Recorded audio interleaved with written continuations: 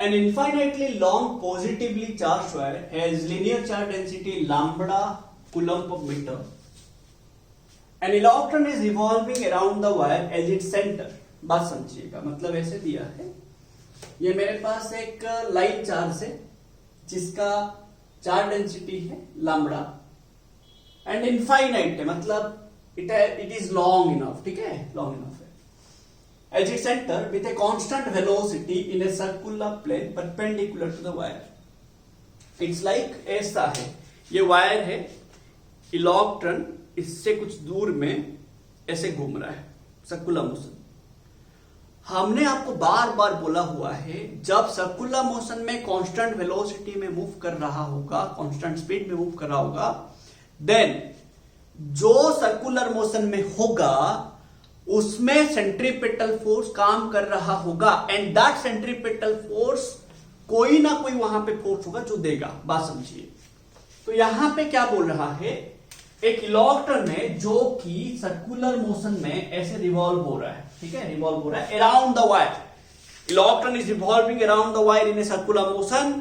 This wire, this infinite positive wire is centre of the electron, ठीक है ना, of the circular motion of the electron. अब यहां पे बताइए, दिस इलेक्ट्रॉन, ये वायर पॉजिटिव है, लैम्बडा है इसका, ये जो वायर होगा ये एक इलेक्ट्रिक फील्ड देगा इलेक्ट्रॉन को. हाँ कि ना रे भाई, इलेक्ट्रॉन को एक यहां पे एक इलेक्ट्रिक फील्ड देगा कि नहीं रे?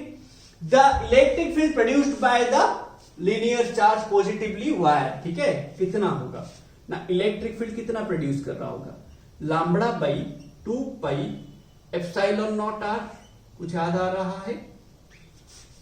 अब इतना इलेक्ट्रिक फील्ड इलेक्ट्रॉन को मिलेगा, हाँ कि ना. तो अगर हमें बोला गया कि अगर आप एक इलेक्ट्रिक फील्ड में एक चार्ज को रखोगे, then that charge will experience some force, हाँ कि ना, due to that electric field. तो यहां पे कहां पे रखा गया ना, ये इनफाइनाइटली वायर में किसको रखा गया, इलेक्ट्रॉन को. तो ये जो वायर का इलेक्ट्रिक फील्ड होगा उसके वजह से the electron will experience some force, that is F equals to QE, है कि ना. So the force experienced by the electron, the force, ना नहीं समझ रहे हो रे, experienced by the electron कितना होगा, Q into E, है कि ना, Q मतलब E ना, है कि ना, E into E, है कि ना, opposite to the electric field. अब बताइए, ये जो है पॉजिटिव है कि ना, ये जो है पॉजिटिव है, तो इलेक्ट्रिक फील्ड कुछ ऐसे होगा, है कि ना, इलेक्ट्रिक फील्ड कुछ ऐसे होगा, तो जो फोर्स होगा किधर होगा ना, E इंटू ई इधर होगा. एंड देखो, हमेशा हमें बोला गया ये मेरा सेंटर है कि ना, ये मेरा सेंटर है, ये मेरा रेडियस है R.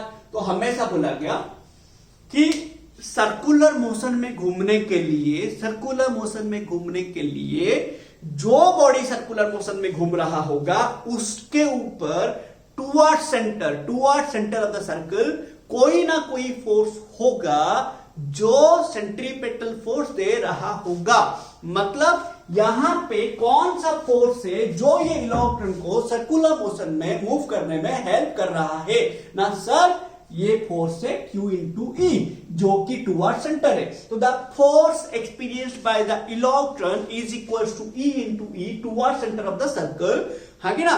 That force will be balanced by the centripetal force, है कि ना. सेंट्रीपेटल फोर्स एक MA होता है, नेट फोर्स होता है. ये आप तभी समझेंगे, मैंने एक सर्कुलर मोशन का वीडियो बनाया हुआ है, वहां पे आप जाके देख सकते हैं अगर आपको टाइम मिले तो, ठीक है ना. तो हमेशा याद रखिए, the net force experienced by the circular by the body which is in circular motion will be equals to ना centripetal force M into V square by R होता है, ठीक है ना. तो यहां पे हमें ये फोर्स को कौन बैलेंस कर रहा है, this force is balanced by the circular centripetal force. तो हमेशा याद रखिए, this force helps the electron to be in circular motion. तो हमेशा एट इक्विलिब्रियम क्यों, क्योंकि द कांस्टेंट वेलोसिटी बोला है, तो इक्विलिब्रियम, एट इक्विलिब्रियम. और तो आपका क्या हो जाएगा ना, इलेक्ट्रॉन जो फोर्स एक्सपीरियंस करेगा इक्वल टू सेंट्रीपेटल फोर्स हो जाएगा, है कि ना. तो यहां पे E equal to m into V square by R. ये m किसका मास है ना, इलेक्ट्रॉन का, जो मूव कर रहा है। ये v किसका वेलोसिटी है, जो मूव कर रहा है। यहाँ पे कौन मूव कर रहा है सर्कुलर मोशन में ना, इलेक्ट्रॉन। तो m is the mass of electron, v is the velocity of electron, r is the radius of the circular path, small e is the charge on the electron, capital is the electric field due to this infinitely positive charge। Sir समझ रहे हो भाई बात को। आपको kinetic energy पूछा, क्या पूछा देखो, deduce the expression for the kinetic energy of the electron. Kinetic energy क्या होता है ना, half M V square. Kinetic energy किसका, इलेक्ट्रॉन का। तो kinetic energy equals to half into M into V square. So यहां से मेरे को वेलोसिटी मिल जाएगा। देखिए ना यहाँ पे क्या हो जाएगा ना, m into V square equals to E into small R, हाँ कि ना। अब काइनेटिक एनर्जी का क्या फॉर्मूला है, काइनेटिक एनर्जी का क्या फॉर्मूला है ना, half into M into V square, हाँ कि ना रे भाई, समझ रहे हो। Kinetic energy equals to half into M into V square. अब बताइए काइनेटिक एनर्जी कितना आएगा ना, kinetic energy equals to half into M V square, मतलब क्या, E into capital E into R. अब कैपिटल ई मतलब क्या, ये ना, हाँ कि ना, कैपिटल ई मतलब ये है, हाँ कि ना, यूज कीजिए। तो क्या आ जाएगा ना, इक्वल टू हाफ इंटू ये वाला यूज करेंगे, ठीक है ना। तो ये स्मॉल ई, ये क्या होगा, capital E lambda by 2 pi epsilon naught R, lambda by 2 pi epsilon naught R into R. R R कटेगा ना भाई, हाँ कि ना रे भाई, आर आर कटेगा ना, हाँ तो काटिए।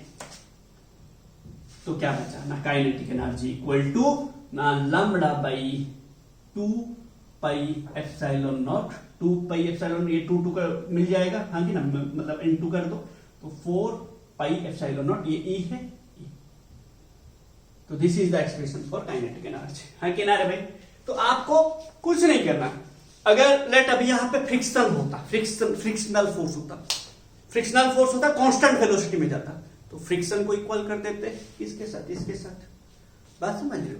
तो आपका देखना N3 थोड़ा देखना, अगर आपको टाइम मिले, न्यूमेरिकल लेक्चर 3, ठीक है, इसी प्ले लिस्ट में होगा, न्यूमेरिकल लेक्चर 3 देख सकते हो आप, ठीक है ना। Numerical lecture 3, numerical lecture 4, hope आप सारा का सारा वीडियो देखो तो और भी अच्छा बात है, ठीक है ना। सारा न्यूमेरिकल लेक्चर जरूरी है भाई, ठीक है ना। सारा का सारा सीबीएसई का प्रीवाईक्यू से है, एनसीईआरटी से है, ठीक है। तो आपको अच्छा क्लियर कट नॉलेज आ जाएगा। फिर सेकंड क्वेश्चन क्या बोला है ना, plot a graph of kinetic energy as a function of charge density lambda. मतलब काइनेटिक एनर्जी एंड लैम्बडा के बीच में ग्राफ बनाइए। अब बताइए यहां पे this kinetic energy equal to lambda E by 4 pi epsilon naught है। तो this kinetic energy directly proportional to lambda ना भाई, हाँ कि नहीं। अब ये लैम्बडा बढ़ेगा रे तो काइनेटिक एनर्जी बढ़ेगा, क्योंकि देखो ये कांस्टेंट, हाँ कि नहीं, हाँ कि ना। अब बताइए तुम्हें बोला है kinetic energy and charge density lambda के बीच में कैसे ग्राफ बनेगा, है कि ना। तो kinetic energy is directly proportional to lambda, single power है, तो किस टाइप का ग्राफ बनेगा भाई, सिंपल है रे, है कि ना।